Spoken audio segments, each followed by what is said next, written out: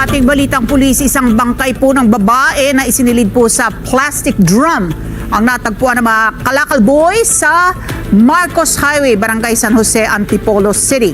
Inakala ng mga batang basurero na mapakikinabangan po nila yung natagpuang drum.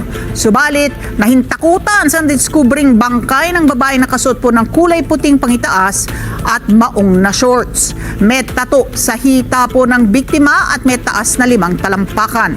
Nanawagan po ang mga otoridad sa publiko na kung meron po kayong kaanak na nawawala, puntahan po sa isang punerarya sa lungsod upang kilalanin. Naniniwala rin ang otoridad na sa ibang lugar sinagawa ng hindi nakikilala masalarin ang pagpatay sa biktima. At sa ngayon, pagkakakilanlan at yung motibo ang sesentro po ng investigasyon ng Antipolo Police sa natagpuang bangkay.